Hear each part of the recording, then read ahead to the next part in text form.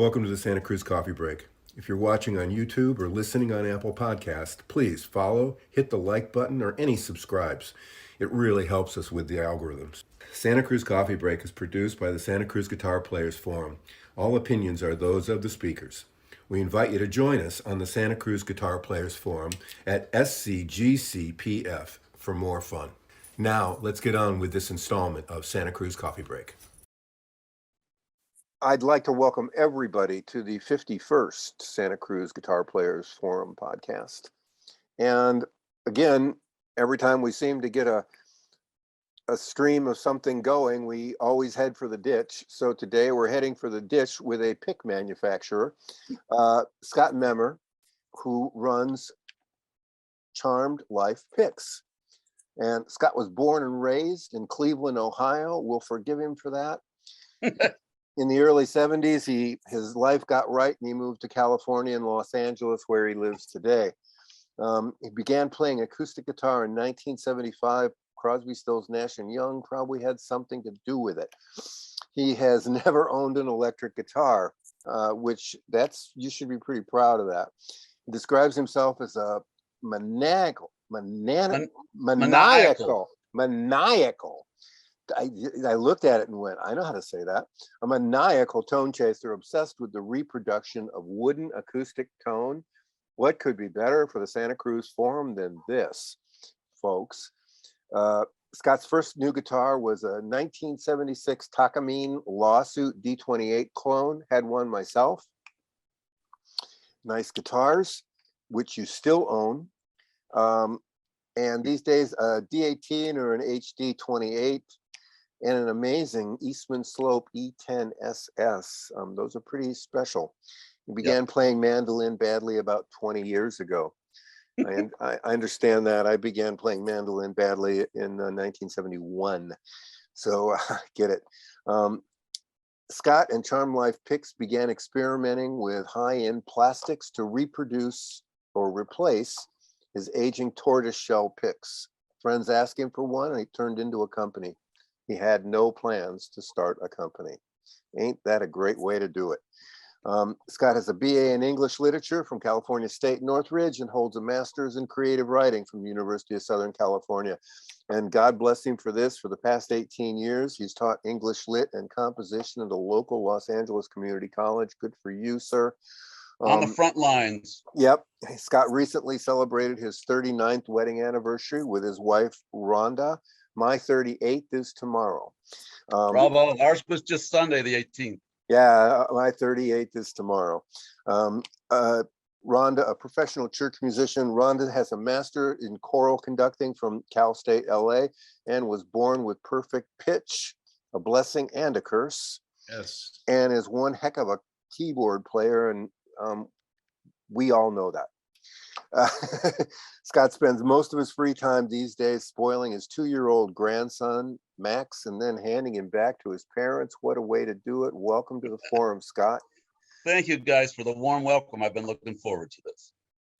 Yeah, this took a little bit of time for us to put together. I don't know why. This has been the one that's been back and forth. All three of us have rescheduled it at one time or another. So I expect magic here today. Thank you. I just wanted to give a shout out to Larry at Organic Sounds down in Orange County, who is a longtime buddy of mine. We've been a sponsor on Acoustic Guitar Forum for about 6 years, and we got to know each other there. And now he's carrying our product. So we just had Larry. Larry was our last podcast, and he continues to contribute on the forum. We hope you will. We hope you will too. Absolutely. We try to make it a really friendly place. It's small. It's not real big. We just eliminated 25,000 robots off of it, a project that took about 8 weeks of time to do, but we have a nice clean little forum now, and nice. we could get our security up to where it was good and it's easy to get on, and so there. So we'll talk offline about me getting over there and how I would sign up. Do I sign up with company name or just my personal name? However you want to sign up, okay. just go, and it's there on the web. Tad, you're wearing a cat shirt today. Yes, well, because of our scheduling, I actually had a work day planned today, so I realized I'm down here at the shop working away, and looked at myself and said, "This is not what you want to wear for a YouTube video or podcast." So luckily, this is one of the shirts the band wears when we play out, depending upon where we're playing. If it's at a dog rescue, we don't wear that shirt. We don't wear this at the dog rescue. I got it. I totally approve because there are not enough cat videos on YouTube. Maybe we can tag it. We can tag it with that, and we'll take that. Yeah, there's a cat in this video. We'll go viral. Yeah, there's a cat in this video. So guys, I'm welcome to just sort of, if you have asked me questions, or I'm an English professor. Once I get wound up, I'm going to rattle off. So well, how'd you? Yeah, it looks like that, but it looks like it just you kind of got started doing it. Yeah. And you were a tortoise guy. Yeah, the short version is when CITES hit in the late 70s. This is really bizarre because McCabe's has been carrying our products for a year now. I bought their last tortoiseshell picks in the late 70s when they were clearing them out, and now they're carrying 40 years later. So I must have read an interview with Tony Rice or someone like that, and I love tortoise. They're the nirvana. They're the best. But that era in time has passed. You know, I own a few. I don't even take them out of the house. It's not only politically correct, but incorrect. But it's time to move on. You know. And so I had been looking, when in my teaching career, I'd gotten away from playing for a while, and about 10 years ago, I got back into it, and I wanted to find something. And I started reading about companies like Blue Chip and Red Bear on the forums, and I'm cheap, so I bought $100 worth of Vespel to make picks for myself. And that's how I started. I made 3 days before NAMM 2016, I had 4 prototypes, and I walked around Anaheim, and I thought I was the king of the pick world, you know, big time manufacturer here. And that's how it started. And then I discovered casein, which overall to my ear is my favorite material. I call it the tone chasers material. Every material has its drawbacks. But so when I started doing that, I said, well, I have to do both of these because these are the 2 best materials I've found. And from there, we've added things as my background as a researcher is I love finding new materials, and we've got 3 more prototype stuff sitting there. I'd go crazy. I have so much admiration for Blue Chip, and I call them the gold standard, but I would go bat crazy if I only did one material. It's just not my nature. So that's how it started in late 2015, early 2016. That's understandable. And we went live with our website on July 1st of 2016. I have one of your aircraft picks that really sounded spectacular before I left it at Griffin. But Eric Sky and I got into maybe 10, 12 years ago up in Portland, kind of a weird day where we made a whole bunch of coffee and sat around and dropped picks onto a ceramic surface. I know where you're going. Yeah, and you could really tell the tone of the pick from when it hit that surface. So I did the A/B stress test here when your pick showed up. It sounded great. It sounded great both on my Mando and my guitars. So yeah, and even electric. Yeah, and a lot of people, I don't own electric. I can't hear it. I can't imagine the tone makes a difference, but I've heard people tell me that. And a lot of people play these plastics just for feel, you know? They just feel much better and different than a celluloid or Ultex or something like that. Tad, did you have a question you want to throw at me?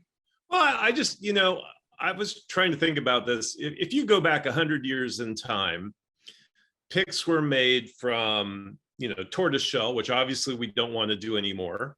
Right. Horn, shell, wood, bone. I mean, a lot of natural materials. And obviously nowadays you very rarely hear about those. But we're hearing about all these incredible space age plastics and so on and so forth. can you tell us roughly, what's the advantage of going with some of these newer materials versus some of the older ones? Yeah, well, first of all, to talk on the older ones, you notice that we use bone a lot of times in saddles, right? Mhm. And the reason that it works well as a saddle is the same reason it doesn't work well as a pick. The reason it works in a saddle, it has tiny air pockets in it, and it amplifies sound. And when you use it as a pick, those tiny air pockets make the pick wear very quickly. They don't hold up long term. They wear very quickly. They sound okay, but they just don't hold up. But to give you the history, DuPont in 1965 produced Vespel, which is the first what we call engineering aerospace plastic, and it was developed to replace metals in aircraft. For instance, it's self-lubricating and it weighs less. So when you're building a B-1 bomber, any ounce that you can save on fuel efficiency is an advantage. And they were the first one to come out with that 65, and then everyone. And they don't hold the patent on the formula anymore. They just have the trade name, but they had the patent for 20 years, and everyone came out with their version of an engineering plastic. There's one's called Peak. You've probably seen that's used for picks. We do that material. It's a very good material. Anyway, so they were the first ones. And in fact, I had an engineer tell me that they're so dominant in the aerospace business that the engineers write Vespel in their blueprints. They don't. They just say DuPont Vespel. They got more money than God, right? So they're going to use, and it's the most expensive one. And I guess it was blue chip 15 years ago, discovered by accident, kind of the same way I did, that it made a very good plectrum. And from that, so what people don't realize is every family of those plastics, including DuPont Vespel, has about 10 family members.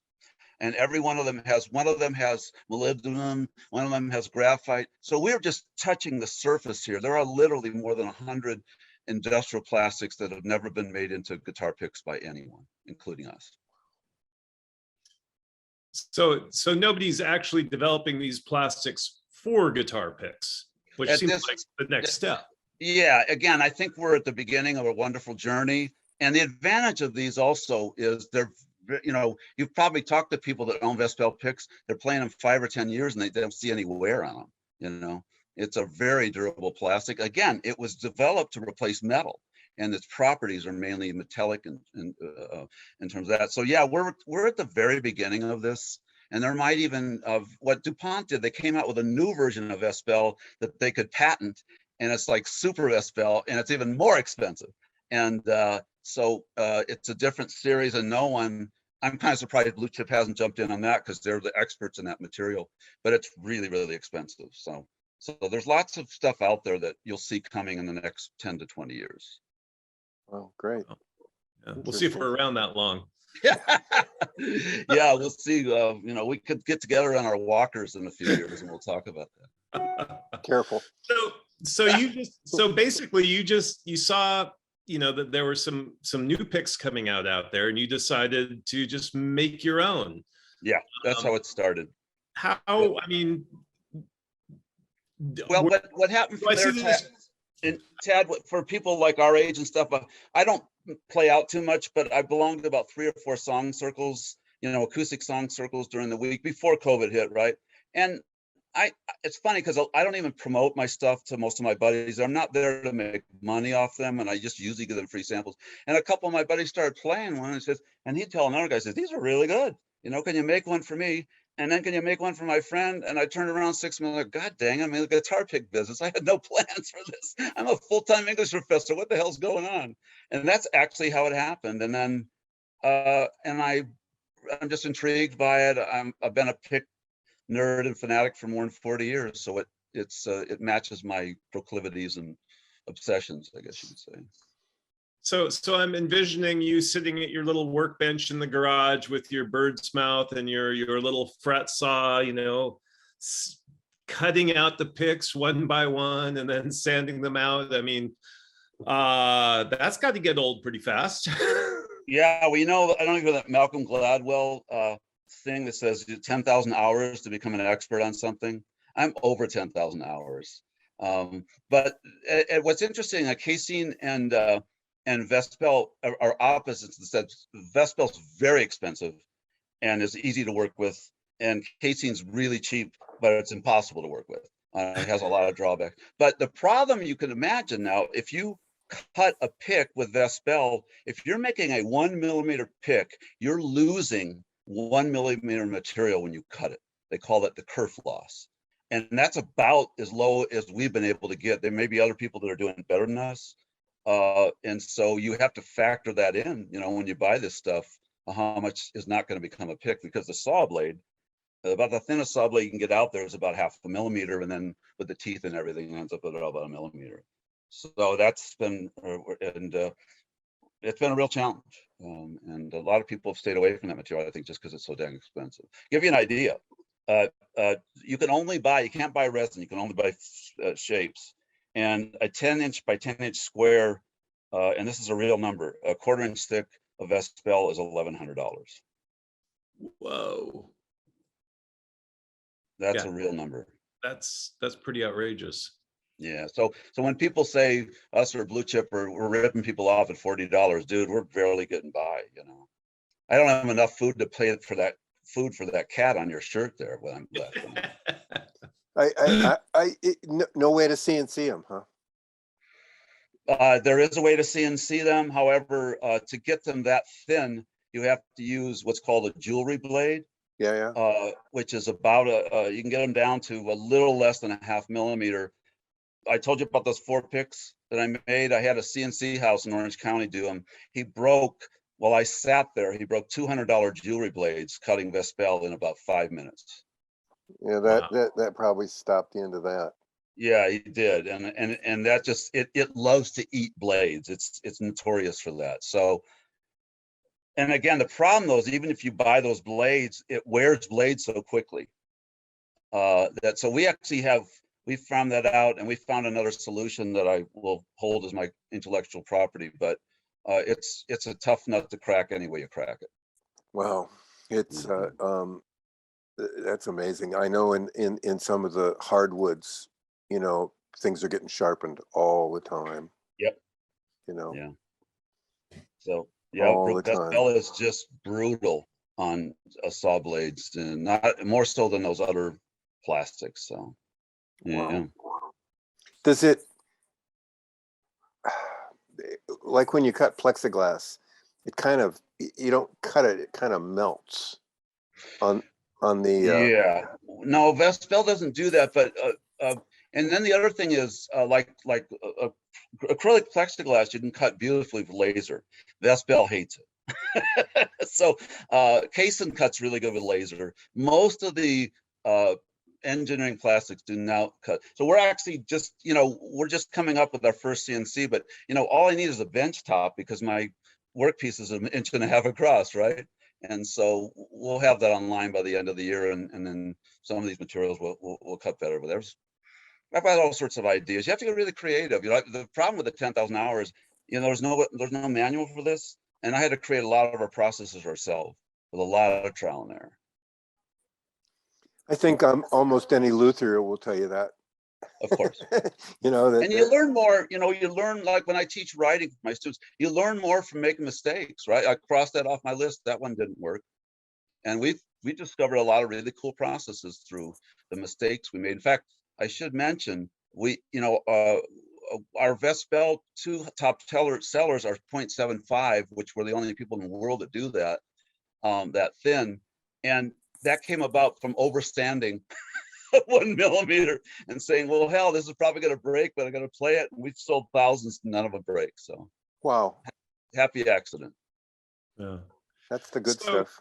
So the 10,000 hours to, work out the details of manufacturing and everything else, that's just the beginning. Then you actually have to set up a company. You need to be able to get your name out there. You got to be able to supply product. There's a lot of other things that people don't really realize are really the most important parts of running a business. Yeah, I get so many nice letters, and I got one this morning from a guy who ordered the wrong pick, and we thought it was our fault, but we saw it was his fault, but I sent him the right pick anyway and paid for freight.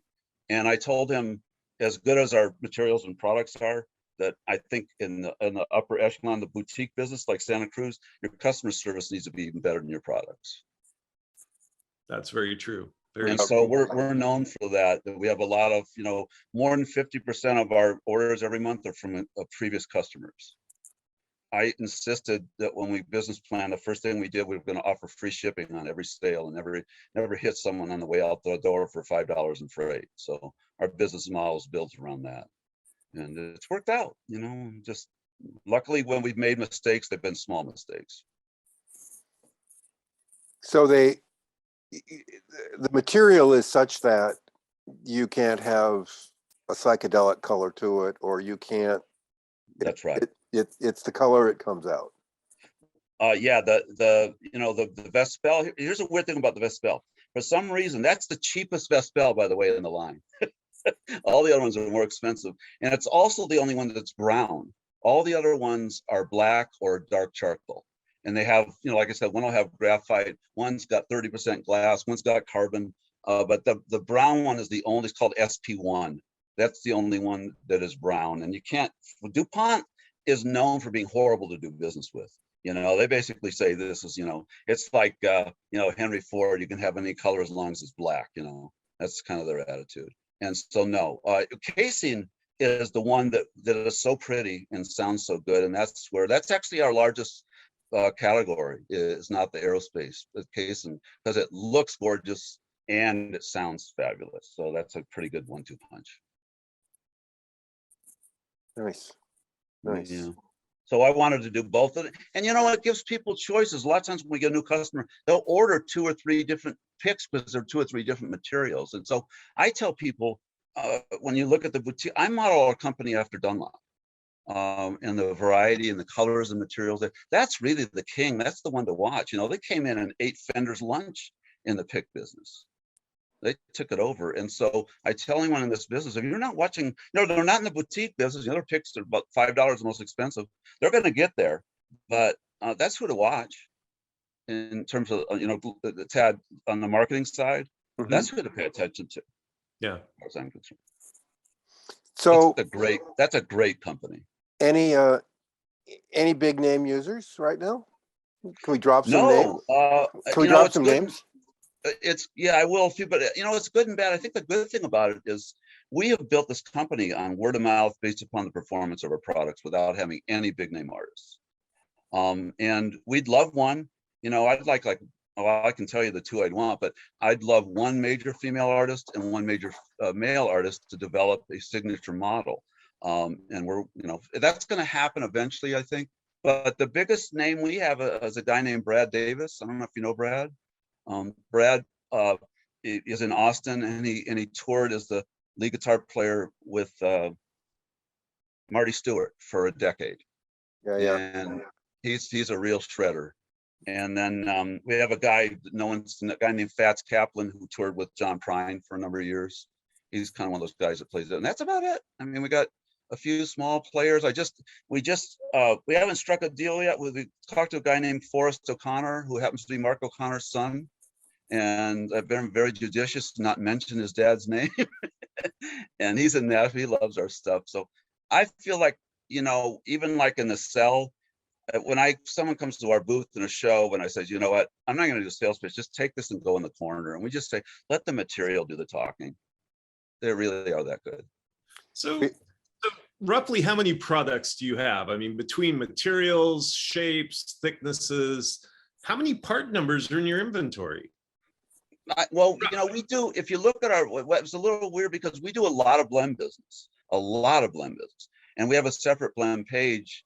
And that came about because, especially with the casing, it's so hard to get it perfectly cosmetic. So people love that. And we love saving people 25, 30, 35%, So that's about 20 SKUs over there.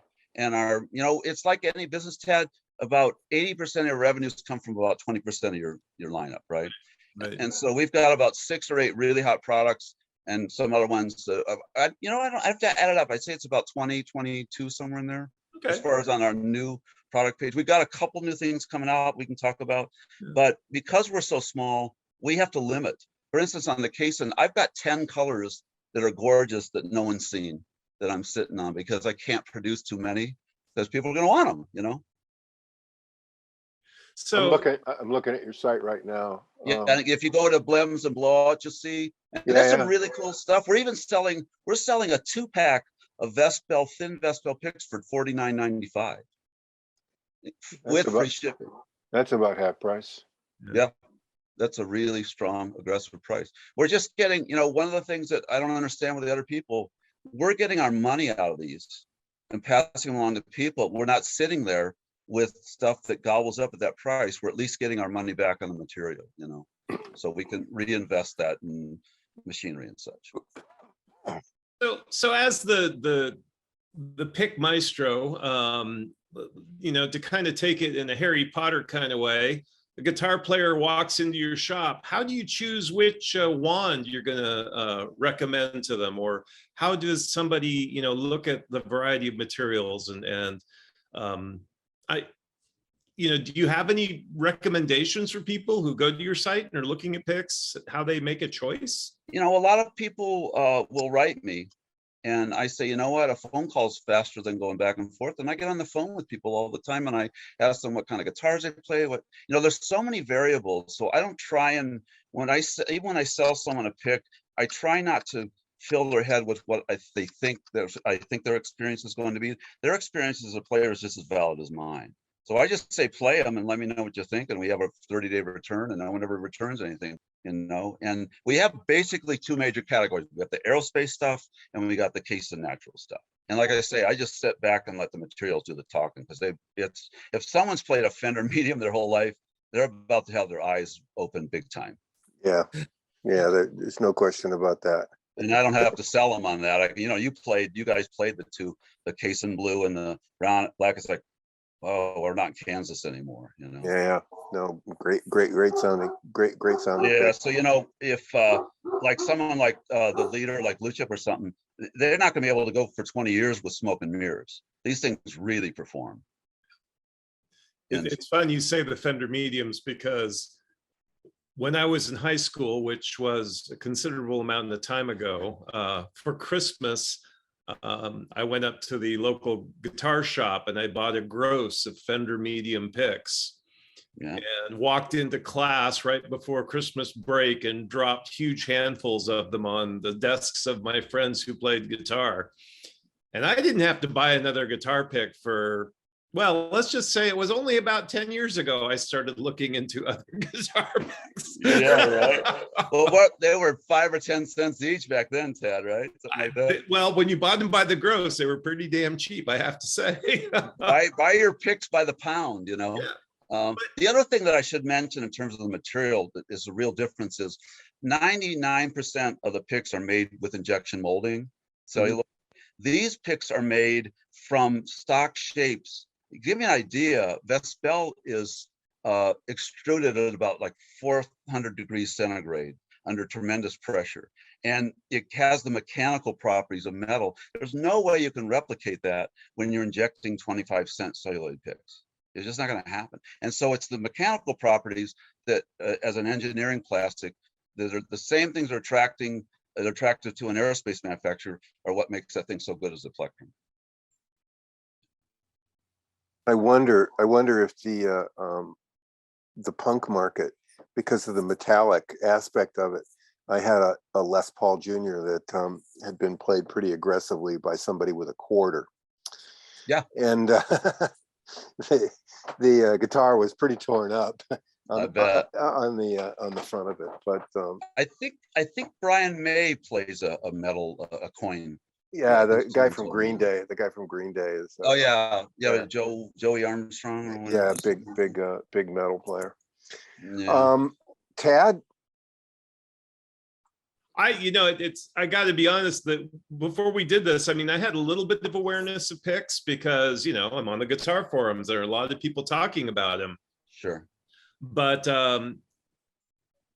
when I got the blue casein pick from you, and I sat down and I changed the strings on my guitar because I realized very quickly that dead strings were a really poor way to judge a pick. Yeah. And I played 3 or 4 different picks. I have invested in a few Wiegans over the last 10 years. Great picks. I have one tortoiseshell pick. I'm ashamed to admit it, but it was given to me by a great player friend of mine. And I don't play it because I'm afraid I'm going to lose it. And every time I pick it up, it makes me think of him. And I have one blue chip that I bought used. So I played these different picks against each other. And it's really quite amazing just how much difference there is in the picks. Now, I can't say that I have a strong preference yet. What I'm kind of realizing is that it depends on what guitar I'm playing. That's right. And what it is I'm playing. What tune that's right. What style, what tune you're playing. Yeah. That's what's nice, to have a quiver of choices that are going to change the tone for that approach, you know? Right. And that's exactly what I was kind of realizing, is that it's kind of like guitar strings. You know, some guitars respond better to one type of string versus another. Yeah. And it's interesting. The pick adds a whole nother dimension of tonality and responsiveness. Guitars that I may have felt had a problem with one thing or another, with the right pick, you can, I wouldn't say eliminate, but you can tame those things. Right. Or you can add to the parts that you like in the tonality of a guitar. It's really interesting. I mean, yeah, you know, I'm not an impartial advocate, but I will say, after setup and strings, a quality pick might be the lowest dollar amount investment to improve the tone of your guitar, if you really look at what else is in the signal chain there, you know? That's really true.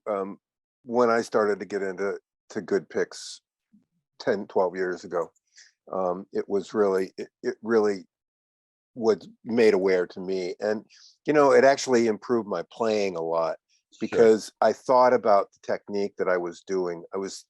Thought about how I was attacking the strings. I thought about where I was positioning it, you know, and all that. And it really, you think, you know, I mean, when they first came out, I went, a $40 pick, you're out of your freaking mind, you know?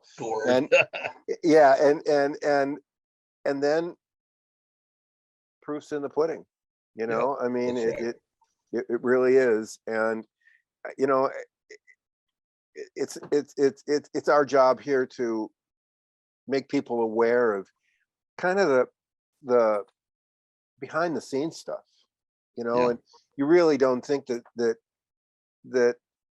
you think, oh well, this is a big company. You don't think that the workbench is probably 3 foot by 5 foot, you know. And that's about it. And that's the footprint. That's the footprint of the business, you know. Except for figuring out who to sharpen your stuff, or where to get blades, and do all that. So it's really mind. I don't hate to say it, but the awareness is great to know that there's really somebody behind this. There's a face behind this company, and you're wearing your, I don't know, do you wear the focuser magnifier stuff, and you know, are you the guy sitting there just, you know, it's kind of cool. It's kind of Geppetto, you know. It's got a little bit of that. Yeah, you know, and I guess I'm an artisan of type. You know, one of the things we try and do is personalize. So I've put thousands of personal notes on orders. I put a personal note on every order that goes out on the invoice, and so oftentimes the other staff members too. And I think that lets them know, you know, as you were just saying, Rich, that we're real people here, and we want to make that kind of connection. We're not Amazon and we're behind 3 paywalls or whatever, but we're in the trenches here. And I've met people all over the world through our products, that all, you know, most of Europe, and we have 2 strong dealers in Australia and New Zealand. I'll never meet these people, you know, but they're buddies of mine, and we get on WhatsApp or whatever, you know, and that's really a cool thing to think about. Producing a product that demonstrably makes music more beautiful is a pretty powerful thing. I think that's a pretty powerful thing. Yeah, and it's humbling. Beautiful way to say it. You know, makes music more powerful. That's That's right. Tad just disappeared. And we do that for the emotion of the, Tennessee Williams said, you have to love something. Something has to be beautiful, and we're all tone chasers. We all love music, and that's why we're playing things like Santa Cruz's and Martins and stuff. Yeah. I mentioned to you that we own the domain name acousticguitarforum.com, and I want to put up in the next year or two the industry's first acoustic pick exclusive. We'll have other categories, but the focus will be on picks, and it will go up as it won't be a Charm Life site. I will just be a participant there because I want to attract advertisers and money and stuff. But I'm really excited about creating a community because I think we're at that obsessive point here. You know what I mean? Yeah, it's the forum community is a very strange place right now. Yeah. They pretty much all died out, and like 2015, 2016, 2017, there was. Is that kind of like by like Reddit and people like that coming along? Yeah, and well, Facebook and all this stuff kind of exploded, and now we're kind of seeing, I don't know what to say, it's a revival, but it really, we're seeing new members, and we're seeing that people kind of like the privacy and the intimacy of it. The intimacy of it. I mean, I think most of the people on the forum, on the SCGC forum, everybody knows everybody else. Yeah.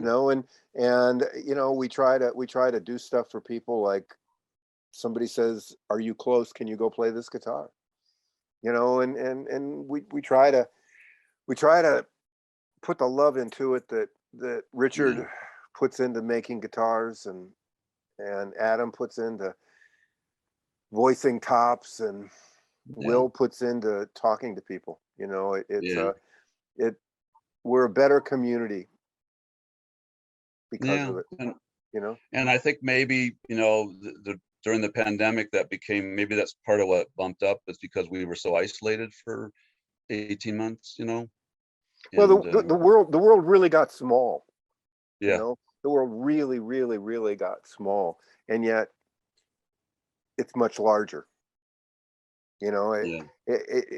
All of a sudden we did most everything out of the house. I mean, I think now, and I live rurally, so I'm not in a position to say, well, there's like 3 different stores I could go look at it. I mean, we have one music store in town, and it's